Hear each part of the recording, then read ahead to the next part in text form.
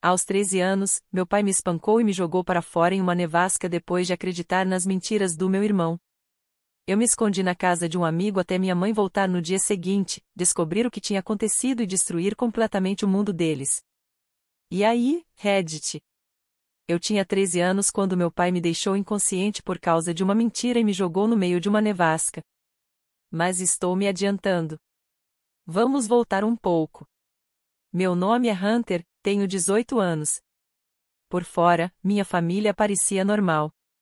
Meu pai tinha uma oficina mecânica em Lansing, Michigan. Chegava em casa todas as noites cheirando a solvente e testosterona, falando sobre como trabalhava duro. Minha mãe fazia a contabilidade de 3 pequenas empresas, mantinha as contas pagas e comida na mesa. Meu irmão mais velho, Damon, tinha 17 anos e de alguma forma tinha convencido todo mundo de que era o presente de Deus para a humanidade. E então tinha eu. Tirava notas decentes, ficava na minha, tocava bateria no porão. Não causava problemas nem pedia muito, só existia ali, no fundo do cenário. Damon e eu até nos dávamos bem quando éramos mais novos. Andávamos de bicicleta até o posto para comprar raspadinhas, jogávamos videogame, essas coisas normais de irmãos.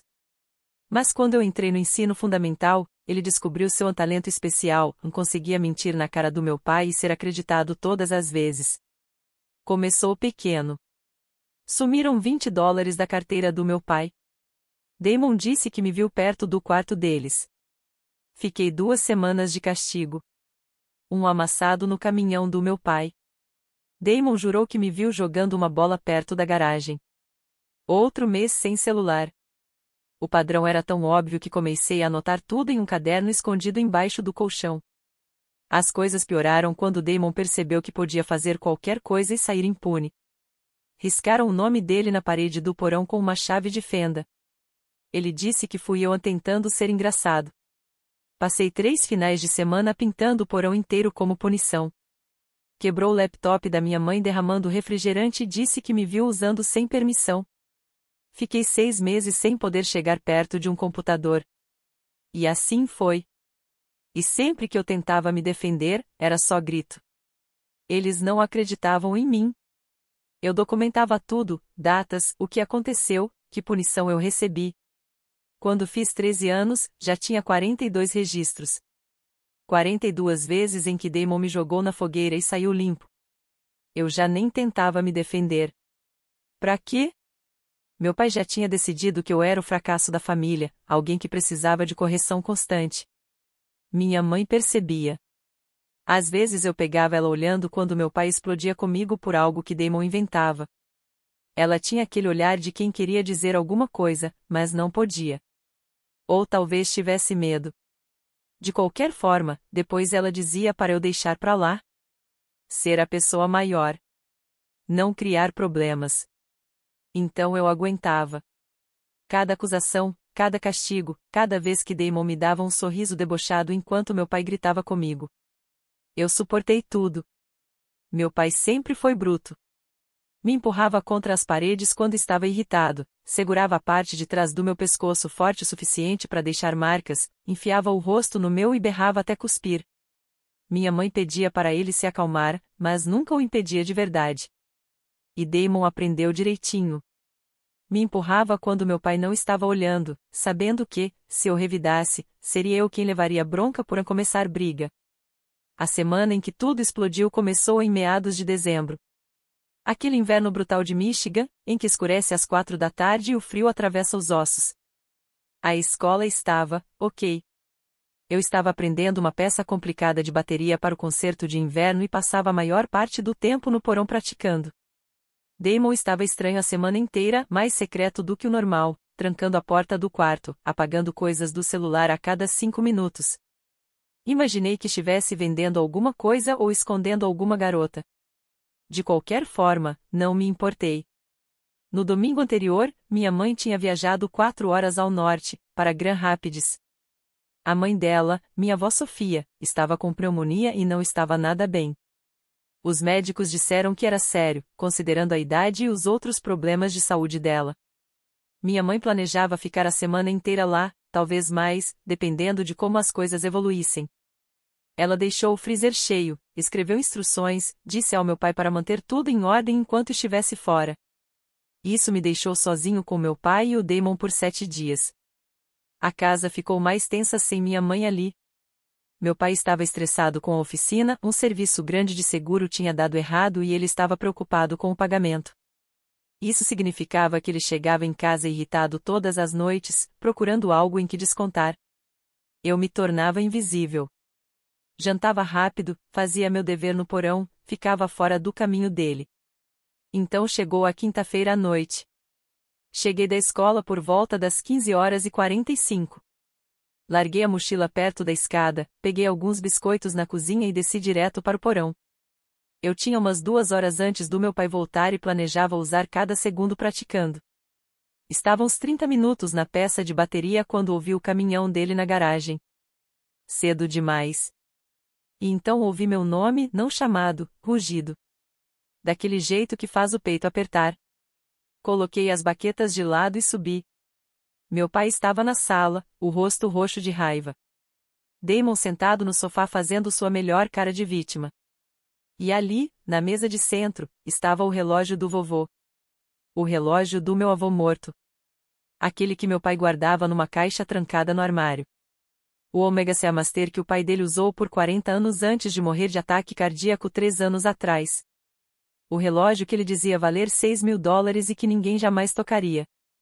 O relógio que agora estava sobre a mesa com o vidro completamente destruído. A pulseira retorcida. Tudo parecendo que alguém tinha dado marteladas nele. Assim que entrei, ele começou. Você acha que pode roubar de mim? Que pode quebrar algo que pertenceu ao meu pai? A mão dele já estava fechada em punho. Olhei para o relógio, genuinamente confuso. Pai, eu não toquei nisso. Eu nem entrei no seu quarto. Não mente pra mim. A voz dele era fria. O Damon te viu saindo do nosso quarto ontem depois da escola. E agora olha pra isso. Destruído. Isso não aconteceu. Eu estive no porão o dia inteiro ontem. Perguntasse a qualquer um, mas não tinha ninguém para perguntar. Minha mãe tinha ido embora. Só restávamos nós. E Damon tinha visto o que viu. Olhei para Damon, esperando que ele corrigisse aquilo. Que admitisse que estava mentindo. Ele encarava o chão, mordendo o lábio como se estivesse tentando não chorar. Vai, fala a verdade para ele, eu disse. Damon levantou os olhos, com aquele ar falso de machucado. Eu vi o que eu vi, Hunter. Você estava saindo do quarto deles com algo na mão. Perguntei o que você estava fazendo e você mandou eu calar a boca e cuidar da minha vida. Isso é mentira. Eu retruquei. Eu nunca estive no quarto. Eu nem toquei nesse relógio. Por que eu faria isso? Porque você é ciumento, meu pai disparou e pegou algo precioso para me ferir. A lógica dele nem fazia sentido. Mas ele não estava operando com lógica. Estava operando com raiva e com a convicção de que eu sempre era culpado. Sobe para o seu quarto. Você está de castigo até eu decidir o que vou fazer com você. Tentei argumentar, explicar que eu não tinha motivo nenhum para pegar o relógio. Que Damon estava mentindo como sempre. Meu pai não ouviu nada.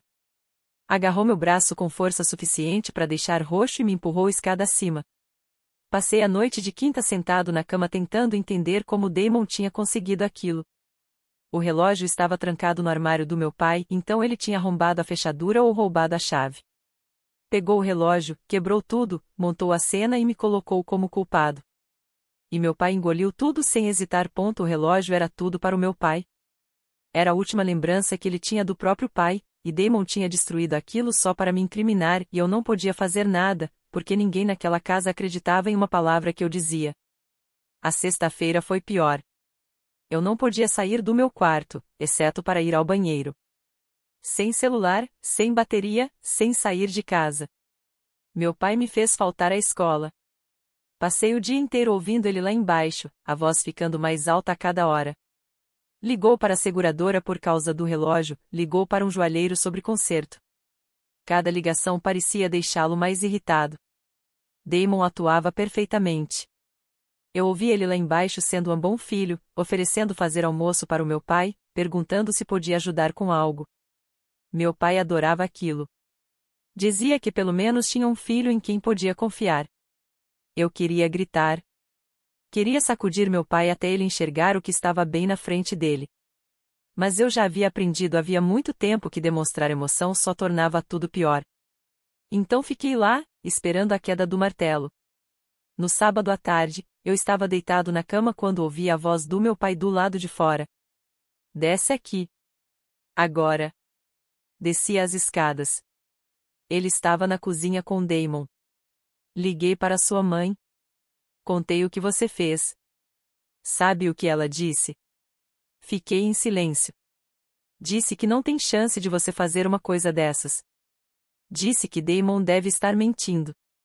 Ele fez uma pausa, deixando aquilo pesar no ar. Ela ficou do seu lado. Enquanto a mãe dela está morrendo há 4 horas daqui. Ela está defendendo você. Algo no rosto dele mudou. Gastei $65 para avaliar isso. Sabe o que me disseram? Que está destruído. Sem conserto. $6.000 de valor sentimental jogados fora. A voz dele ficou mais baixa. O joalheiro disse que alguém bateu com um martelo. Várias vezes. De propósito. Quem fez isso queria destruir o relógio. Eu não fiz isso, respondi. Meu pai se moveu rápido. Agarrou a frente da minha camisa e me jogou contra a geladeira com tanta força que minha cabeça bateu no metal. Não ouse mentir na minha cara. Damon estava ali, assistindo. Nem fingia estar triste. O aperto do meu pai ficou mais forte. Você vai me pagar. Cada centavo. Não importa quanto tempo leve. Você vai trabalhar. Vai me entregar cada dólar que ganhar, e talvez em 10 anos você tenha aprendido a lição. Eu não posso pagar por algo que eu não quebrei. Resposta errada. O que aconteceu depois é meio nebuloso. O primeiro golpe me atingiu no rosto.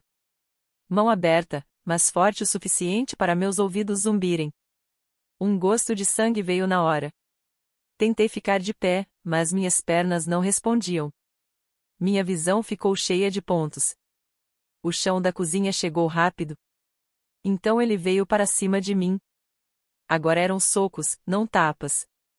O primeiro pegou nas minhas costelas. Algo estalou.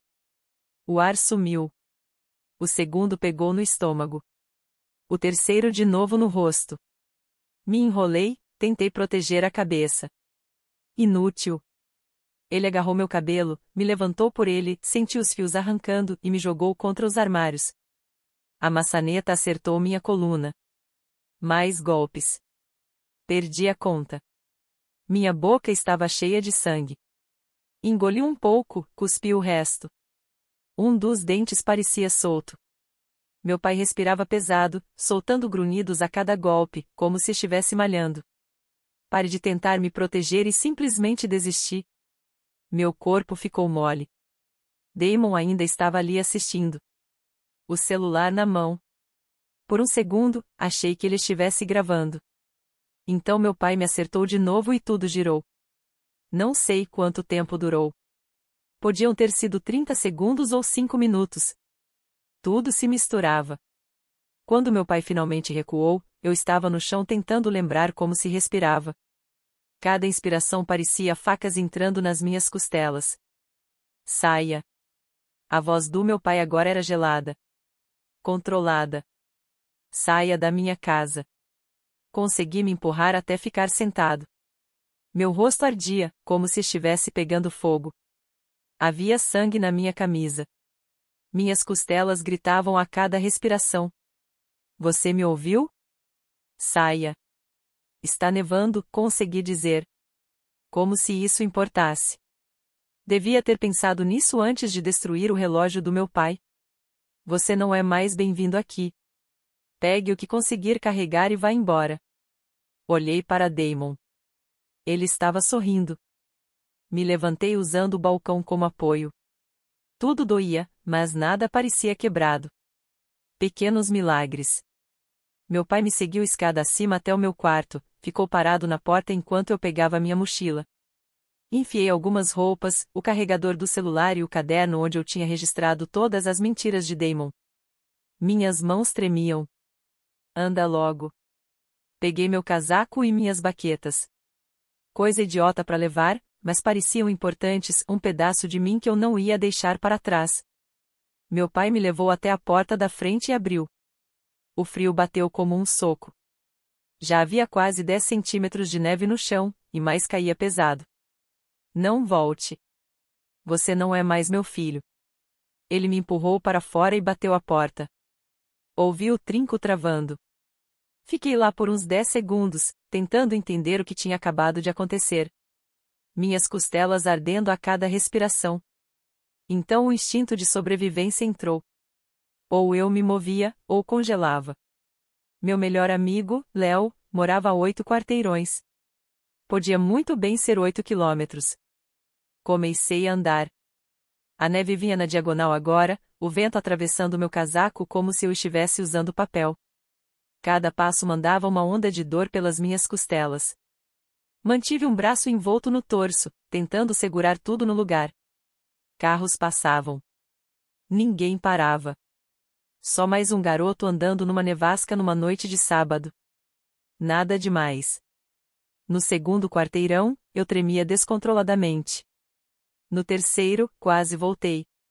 Quase pedi perdão ao meu pai pela coisa que eu não fiz. Mas continuei. No sexto quarteirão, parei e me apoiei numa caixa de correio. Achei que fosse vomitar. Tonto, tudo girando. Minha visão se fechando. Respira, eu dizia a mim mesmo. Só respira. Mas respirar doía. E eu estava tão cansado. Queria sentar na neve só por um minuto.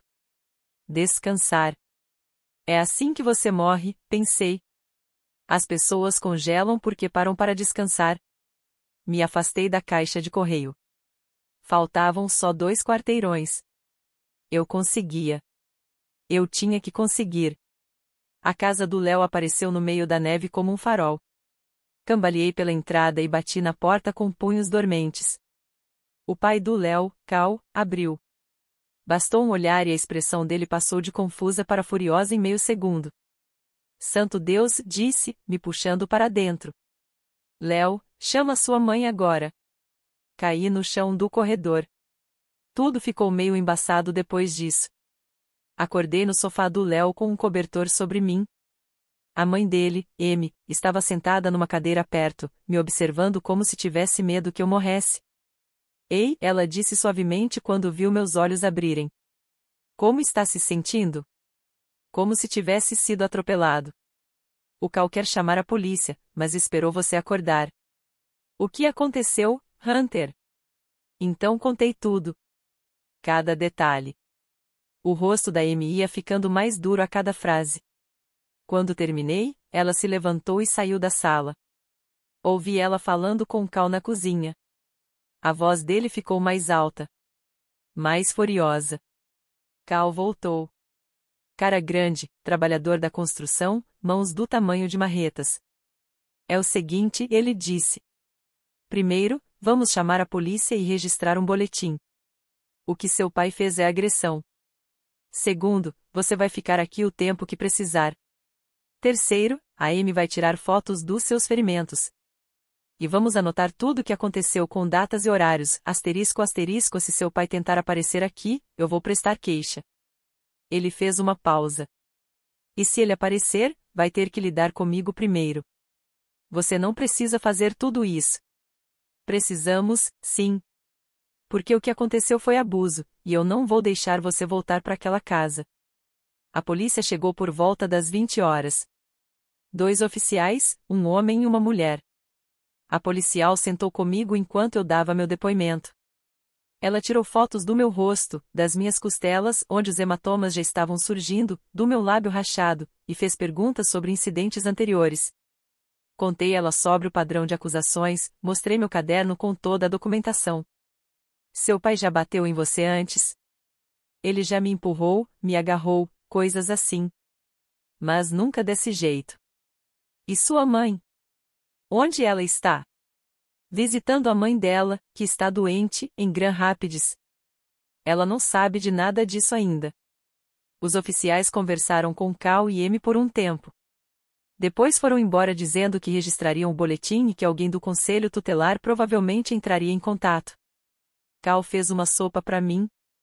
Amy pegou algumas roupas antigas do Léo, já que as minhas estavam manchadas de sangue. Léo ficou comigo jogando videogame como se tudo estivesse normal, e eu agradeci isso mais do que conseguia expressar. Aquela noite, deitado no sofá deles, fiquei encarando o teto. Meu corpo doía. Meu rosto pulsava. Mas, acima de tudo, eu me sentia vazio, como se alguém tivesse arrancado tudo por dentro e deixado só a casca. Meu celular vibrou por volta das 23 horas. Meu pai. 37 chamadas perdidas, 16 mensagens, todas variações de volte aqui agora ou você vai se arrepender. Eu bloqueei o número e dormi. Na manhã de domingo, Cal me levou à clínica de emergência. A médica confirmou que eu não tinha ossos quebrados, mas algumas costelas muito machucadas e uma concussão leve. Ela documentou tudo para o relatório policial e perguntou se eu me sentia seguro. Disse que estava ficando com a família do Léo. Precisamos entrar em contato com sua mãe. Ela está cuidando da mãe que está morrendo. Não quero colocar isso na responsabilidade dela agora. Mas Cal ligou para minha mãe mesmo assim. Explicou a situação. Eu conseguia ouvir a voz dela pelo telefone ficando mais alta a cada frase. Cal me entregou o celular. Hunter. A voz dela tremia. Me conta o que aconteceu. Tudo. Contei tudo. O relógio, as acusações, a surra, tudo. Quando terminei, o silêncio tomou a linha. Depois ouvi ela chorando. Estou indo para casa agora. Sua avó precisa de você, mas você precisa de mim mais ainda. Estarei aí em 4 horas. Fique com Cal e Amy. Não chegue nem perto daquela casa. Ela desligou. Entreguei o telefone de volta ao Cal. Mamãe chegou na casa do Léo às 14h40. A porta do carro bateu tão forte que deu para ouvir de dentro da casa. Ela entrou pela porta da frente parecendo pronta para destruir alguma coisa. Me abraçou, olhou meu rosto, e a expressão dela ficou completamente fria. Ela se virou para Cal e Amy. Obrigada por cuidarem do meu filho. Preciso pegar emprestado seu telefone. O meu não para de tocar, e preciso fazer algumas ligações sem ser interrompida. Amy entregou o telefone sem hesitar. Mamãe foi para a cozinha e começou a ligar. Eu ouvia partes das conversas. Com a advogada de divórcio. Sim, preciso entrar com o pedido imediatamente. Motivo: abandono das responsabilidades parentais e risco à integridade da criança. Depois outras ligações que não consegui entender. Ela ficou 90 minutos no telefone. Quando voltou para a sala, parecia alguém que tinha acabado de planejar algo enorme. É o seguinte. Dei entrada no divórcio. Pedi guarda emergencial de você. Seu pai está prestes a descobrir o que acontece quando mexem com meu filho. Mãe, não. Não. Passei anos inventando desculpas para ele. Asterisco asterisco eu te disse para ser a pessoa mais madura porque eu tinha medo demais de enfrentar tudo. Mas ele botou as mãos em você. Isso acaba agora. Ela se sentou ao meu lado, mais suave desta vez. Eu devia ter te protegido. Devia ter percebido o que o Damon estava fazendo e parado aquilo. Devia ter enfrentado seu pai anos atrás. Me desculpa, Hunter, mas eu prometo que vou consertar tudo. E a vovó? Minha irmã está com ela. Ela está estável por enquanto, mas você é minha prioridade. Sempre foi, mesmo quando eu não soube demonstrar. A semana seguinte foi caótica. Um caos organizado, conduzido pela minha mãe, que, aliás, era bem mais assustadora do que eu imaginava. Ela se mudou para um hotel comigo. Nem voltou para casa, só fez o check-in no Holiday Inn e começou a fazer ligações. A advogada dela era uma mulher chamada Ruth, que tinha cara de vó boazinha, mas falava como uma chefe da máfia. Ela guiou minha mãe por cada etapa de desmontar completamente a vida do meu pai. A primeira etapa foi a audiência de custódia emergencial. Fomos diante de um juiz na quarta-feira seguinte, 4 dias depois do incidente. O boletim policial ajudou. A documentação médica ajudou. Meu caderno com anos das mentiras do Damon e as reações do meu pai ajudaram. O juiz olhou uma única vez as fotos do meu rosto e concedeu à minha mãe a custódia provisória total na hora. Meu pai nem apareceu. Depois veio a divisão de bens. Michigan é um estado de divórcio sem culpa, mas abuso infantil muda o jogo. Ruth entrou com petições para tudo: casa, carros, contas bancárias, fundo de aposentadoria do meu pai, tudo. Ela foi impiedosa. Mamãe me mostrou os números uma noite no quarto do hotel. Seu pai e eu construímos aquela vida juntos. Trabalhei tantas horas quanto ele, e ele usou nossos bens para manter uma casa onde meu filho foi machucado. Então sim, vou pegar metade de tudo, a casa e a custódia principal. E o Damon? Ele tem 17 anos, já pode escolher. Se quiser ficar com o seu pai, problema dele. Mas ele não chega mais perto de você. O processo legal avançou mais rápido que a lei de Michigan permitia. Ruth pressionou por audiências aceleradas por causa da documentação de violência doméstica. Em 2 semanas, ordens temporárias foram emitidas: congelamento de contas conjuntas, proibição de vender ou transferir bens. A casa não podia ser vendida nem refinanciada sem as 2 assinaturas. Mas minha mãe tinha uso exclusivo enquanto o divórcio corria. Ruth tinha preparado tudo como um ataque militar: cada conta, cada bem, cada item compartilhado, documentado, congelado ou protegido, antes mesmo de meu pai entender o que estava acontecendo. 3 semanas após o incidente, minha mãe dirigiu até a casa de dia, sabendo que meu pai estaria no trabalho, e me disse para esperar no carro. Observei pelo para-brisa enquanto ela destrancava a porta, entrava e saía 20 minutos depois com 3 sacos de lixo cheios das minhas coisas, roupas, minhas baquetas, meus livros, tudo que eu tinha deixado. A caminhonete do meu pai não estava na garagem. Ela nem precisou encará-lo. Não vamos voltar lá. Vou encontrar um apartamento, algo pequeno.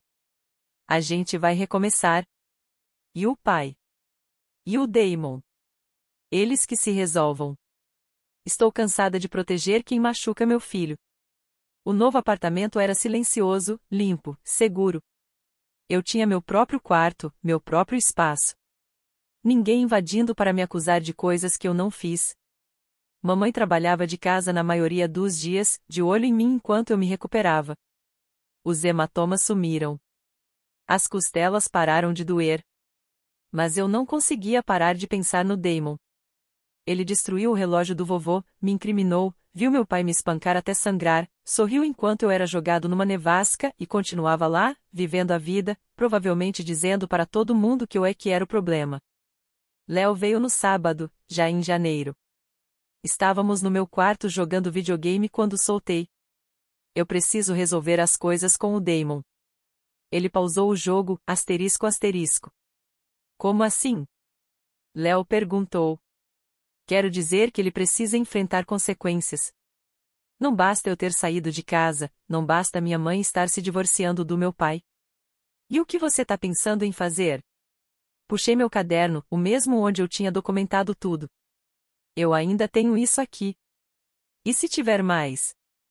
E se ele estiver fazendo a mesma coisa na escola? Léo fez uma cara de quem estava lembrando de algo. Cara, você já percebeu como as notas do Damon são sempre perfeitas? Sim. Quadro de honra todo semestre. Mesmo eu nunca tendo visto ele estudando, completei. Comecei a perguntar por aí, com cuidado. Encontrei alguns alunos da escola que conheciam o Damon. Comecei a ouvir coisas. Que ele sempre parecia saber quando as provas iam acontecer. Que as notas dele eram estranhamente consistentes. Que ele já tinha oferecido para ajudar alguns alunos a melhorar as médias, por dinheiro. Então tive uma pista boa. A prima mais velha do Léo, Alana, era júnior no ensino médio. Ela tinha visto Damon no laboratório de informática durante períodos livres. Sempre no mesmo computador, no canto de trás. Sempre limpando o histórico do navegador antes de sair. Eu precisava de prova, daquelas que não dava para distorcer. Lana concordou em ajudar. Ela também tinha percebido o padrão e achava o Damon bem suspeito. Planejamos tudo para uma tarde de terça-feira. Lana iria ao laboratório no mesmo período livre que o Damon. Ficaria em um computador de frente para o dele. Celular escondido dentro de um livro, gravando. A primeira tentativa falhou. Damon nem apareceu. Na segunda, ele apareceu, mas não mexeu no portal de notas.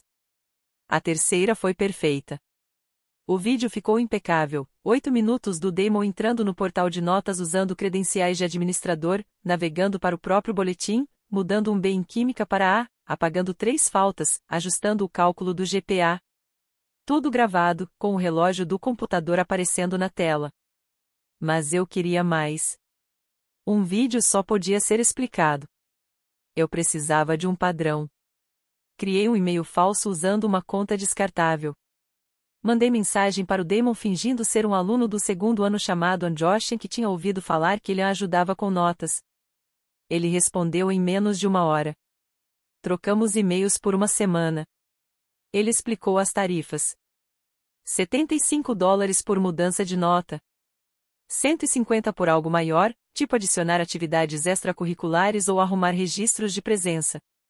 Ele até enviou prints do trabalho, antes e depois dos boletins alterados, depoimentos de clientes satisfeitos. O cara estava tocando um negócio de verdade. Eu salvei tudo. Criei pastas organizadas por data. Cruzei as mudanças com registros oficiais usando informações que a Lana conseguiu. Montei uma linha do tempo mostrando que ele acessou o sistema 49 vezes em 7 meses, alterou as próprias notas em 8 matérias, ajudou 6 outros alunos, adicionou 2 atividades extracurriculares falsas. Também pedi para a Lana fotografar o computador onde ele sempre sentava, fotos do terminal, da mesa, do canto onde ele ficava. Léo me ajudou a criar uma planilha mapeando cada alteração de nota aos dias em que a Lana viu o Damon no laboratório. Era destruidor. Indiscutível. A escola tinha uma cerimônia de prêmios em fevereiro, honras acadêmicas, prêmios de caráter, todas aquelas coisas que parecem ótimas nas aplicações das faculdades. Damon ia ganhar 3 prêmios. Presença perfeita, excelência acadêmica e liderança estudantil. Aquele era meu prazo final. 14 de fevereiro. Dia dos namorados. Perfeito. A cerimônia foi no ginásio da escola. Pais lotando as arquibancadas. Alunos alinhados em cadeiras no centro. Eu sentei lá atrás com minha mãe, observando Damon cumprimentar meio mundo. Parecia confiante. Meu pai estava na primeira fila, sorrindo de orelha a orelha.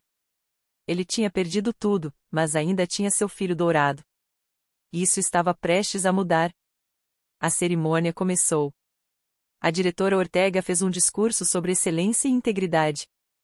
Tive que engolir o riso. Os nomes começaram a ser chamados.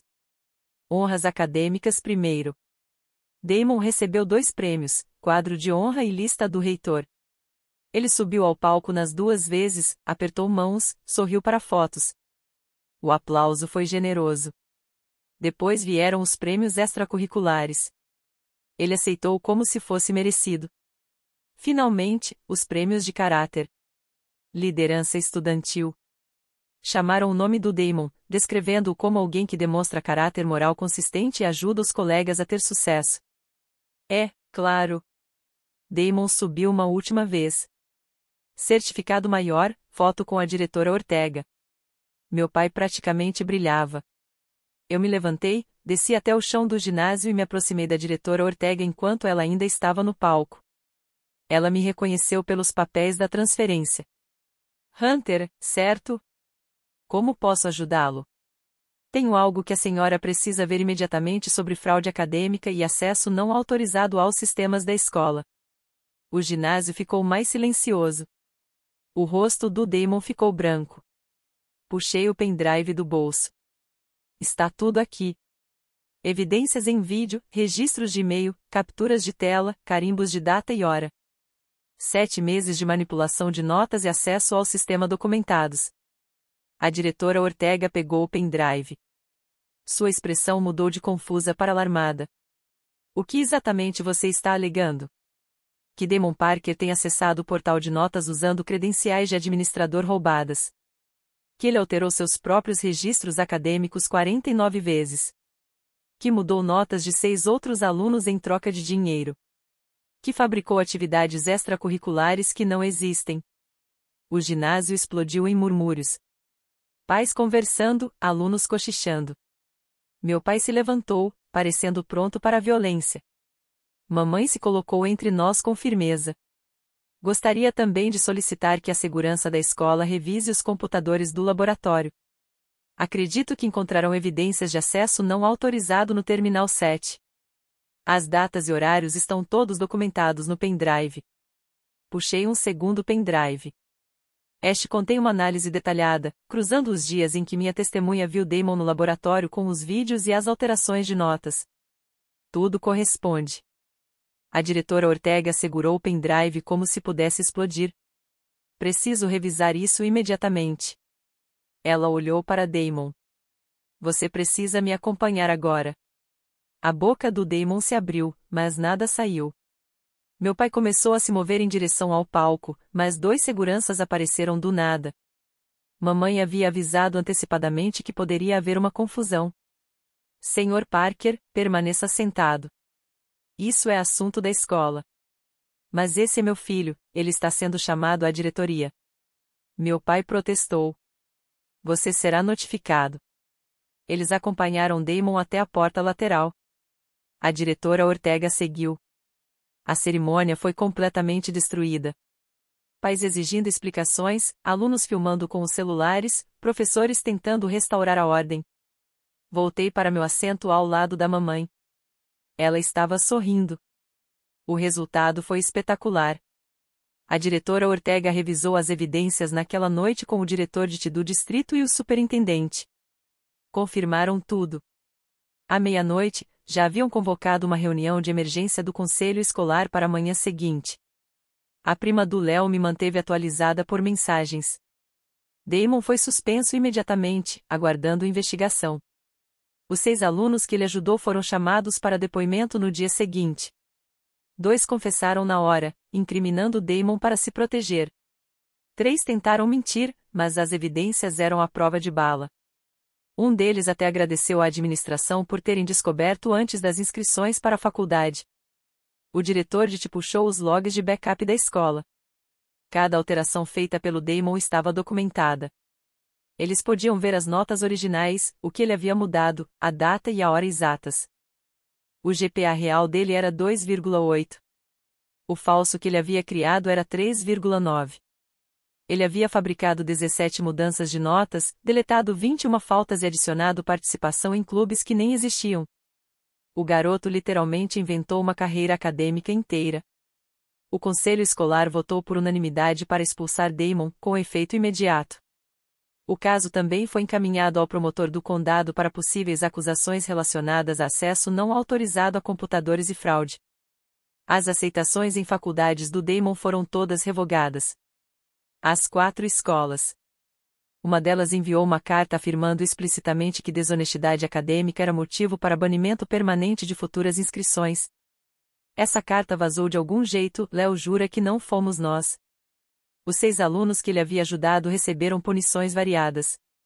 3 foram expulsos, 2 suspensos pelo resto do semestre e 1 entrou em probation acadêmica. Todas as notas deles voltaram às originais. 2 inscrições em faculdades foram canceladas. Mas aqui vem a melhor parte, a investigação não parou na escola. O promotor entrou em ação. Confiscaram o laptop do Damon, seu celular, tudo. Encontraram evidências do esquema de e-mails, dos pagamentos, tudo. Montaram um caso de fraude de computador, roubo de identidade e fraude por engano. Damon acabou aceitando a culpa para reduzir as acusações. Foi condenado a 2 anos de liberdade condicional, 300 horas de serviço comunitário e uma marca permanente no histórico. A acusação de crime grave foi rebaixada para um delito menor como parte do acordo, mas ainda assim suficiente para persegui-lo para sempre. Enquanto isso, meu pai lidava com seus próprios problemas. As acusações de agressão que Cal havia registrado seguiam pelo sistema. O advogado do meu pai queria reduzir a pena, mas a advogada da mamãe, Ruth, bloqueou. Ela queria que ficasse registrado, permanente. Meu pai acabou não contestando as acusações de agressão e violência. Recebeu 1 ano de liberdade condicional, aulas obrigatórias de controle de raiva toda quinta-feira por 6 meses, e uma ordem de restrição permanente, mantendo-o a 150 metros de mim. O juiz não teve nenhuma simpatia. Você bateu no seu filho de 13 anos até sangrar porque acreditou em uma mentira e depois o jogou em uma nevasca para morrer. A única razão de não ir para a cadeia é porque sua ex-mulher pediu clemência pelo bem do seu outro filho. Não teste minha paciência. O divórcio foi finalizado 6 meses depois que minha mãe entrou com o processo, no prazo obrigatório de Michigan. Mamãe ficou com o dinheiro da venda da casa, metade da aposentadoria dele, os 2 carros, tudo. Meu pai ficou apenas com as ferramentas no caminhão. Ele ainda teve que arcar com as despesas legais do Damon, pagamentos de restituição à escola e $3.000 em honorários advocatícios da batalha de custódia que perdeu. Soube pelo Léo que meu pai e o Damon estavam morando em um apartamento de 2 quartos acima de uma lavanderia, na parte ruim da cidade. Paredes finas, baratas, aquecimento quase sem funcionar. Meu pai teve que arrumar um segundo emprego em um mercado, trabalhando à noite para pagar pensão e contas legais. Perdeu os benefícios da oficina quando passou a trabalhar meio período. Léo viu ele uma vez, tarde da noite, numa terça-feira. Parecia ter envelhecido 20 anos e 6 meses. Damon estava trabalhando em fast food, voltava cheirando a gordura de fritadeira, tentando economizar para a faculdade comunitária, já que nenhuma universidade de 4 anos queria aceitá-lo. Uma vez, a prima do Léo viu ele no shopping. Ele fingiu não vê-la. O carro dele foi recolhido pelo banco em maio. Comecei a pegar ônibus para o trabalho. A oficina de carro do meu pai começou a perder clientes também. A notícia do que ele tinha feito se espalhou. Cidade pequena, bocas grandes. Ruth se certificou de que o relatório policial não fosse sigiloso. Alguns clientes antigos pararam de levar os carros para conserto. Disseram que não queriam apoiar alguém capaz de fazer isso com o próprio filho. O caso do relógio finalmente veio à tona também. Durante o processo de divórcio, Ruth solicitou registros e interrogou Damon sob juramento durante a declaração. Quando questionado diretamente, Damon admitiu: tinha pegado o relógio, planejando vendê-lo por dinheiro. Quando percebeu que não conseguiria vender sem mostrar identidade, quebrou o relógio e me culpou. Meu pai aparentemente não falou com ele por 2 semanas após essa declaração. A casa foi vendida em julho, depois que o divórcio foi finalizado. Mamãe usou o dinheiro para quitar o carro, criar um fundo de emergência e dar entrada em uma casa menor, em um bairro com melhores escolas. Comecei na nova escola após as férias de primavera. Fiz amigos rápido, entrei no programa de música e comecei a tocar bateria em uma banda com alguns alunos do último ano que precisavam de um baterista substituto. Não éramos incríveis, mas nos divertíamos. Minhas notas melhoraram sem um estresse constante. Comecei a tirar as IBS regularmente e entrei no quadro de honra naquele semestre. Mamãe e eu estávamos jantando uma noite de maio quando o telefone dela tocou. Ela olhou o número e franziu a testa. É seu pai, disse ela, atendendo no viva voz. O que você quer, Dennis? A voz dele soava cansada, derrotada. Quero falar com o Hunter só por 1 minuto. Não, por favor. Só quero pedir desculpas. Mamãe olhou para mim. Eu balancei a cabeça. Ouviu ele. Ele não quer falar com você. Você perdeu esse direito quando colocou a mão nele. Eu sei que errei. Sei que acreditei no Damon quando deveria ter acreditado no Hunter. Sei que destruí nossa família. Só quero a chance de pedir desculpas. Pode pedir desculpas para o cheque que você manda todo mês. Essa é a única relação que você tem conosco agora. Ela desligou e bloqueou o número dele. Olhou para mim. Tudo bem? Sim, estou bem. E eu estava, porque isso não era mais sobre vingança.